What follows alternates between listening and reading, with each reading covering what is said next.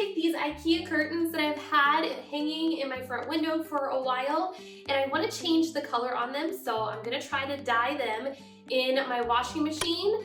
So come along with me to find out how that works out.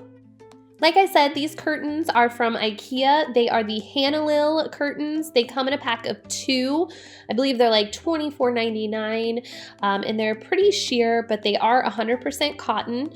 I needed to give them a really good wash because they were pretty dirty. It's kind of embarrassing, but I haven't washed them since I put them up. So I'm gonna go ahead and give them a good wash per the instructions on the tag. So after the curtains were done washing, I took them out and set them to the side in a basket and left them wet because I want them wet for the dyeing process. This is the hard part because every washing machine is different. Of course, I have a top loader. I'm setting it to a normal cycle and I'm setting it to soak for up to an hour because I want my fabric to at least soak for 30 minutes up to an hour. If you're adding a fixative after you're done dyeing, you're going to not want to do a spin or rinse cycle, but I wasn't worried about that. While my washing machine was filling up, I dissolved a cup of salt into some warm water, and then once my washing machine was filled up, I paused it and I added my RIT dye. I shook that up really well, and then I added my salt mixture and a little bit of dish soap and mixed that up. Unfortunately, I didn't realize when I paused my washing machine, it only pauses for a few minutes before it starts draining the water. No, don't drain, no, no, no, no, no, no, no, no, no. No! No!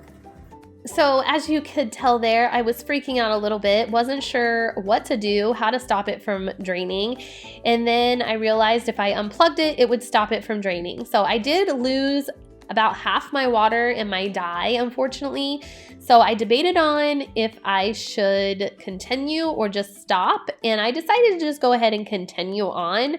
Now, I can't turn my washing machine back on because it's gonna drain the water, so I left it unplugged, and I left the water in there, and I just added the curtains, and I mixed it around with some gloves in my hands, and I did this for 30 minutes. I came back every 10 minutes and mixed up the fabric so that way it would dye hopefully evenly, and I let it soak for 30 minutes like that. Unfortunately, I think everything would have been fine with the washing machine if I wouldn't have taken so long when I paused it.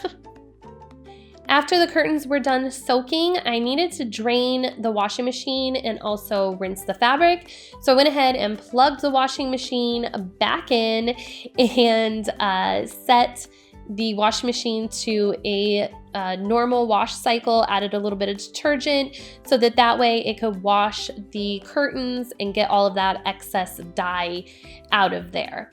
And then once that wash cycle was finished, I went ahead and took the curtains out and hung them outside to dry instead of putting them in the dryer, so that way I could try to avoid them shrinking as much as possible. It was a really nice day, so it was just a little bit windy, but it only took them about 20 to 30 minutes to dry this way. While they were outside drying, I went back to my washing machine and I took an old white towel, I wiped it all down, and then I put that towel in the washing machine and set it to a wash cycle. That's gonna ensure that there's no more excess dye in your washing machine. Well, that did not go according to plan, unfortunately. I am pleasantly surprised though, the color did come out pretty even though I had to mix the fabric myself inside the washing machine, so I'm happy about that. Unfortunately, the color is just not what I wanted. It's a little too pink for me.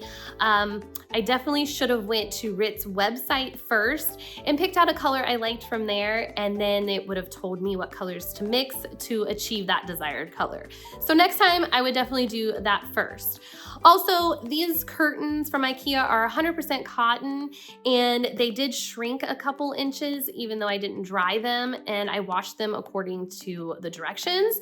So that's just something to note with these cotton curtains or anything that you dye that's cotton. So anyways, I hope this video helped you out if you're planning on dyeing any fabric in your home. And make sure to give this video a thumbs up if you enjoyed it, and I will see you guys in the next one. Take care, bye-bye.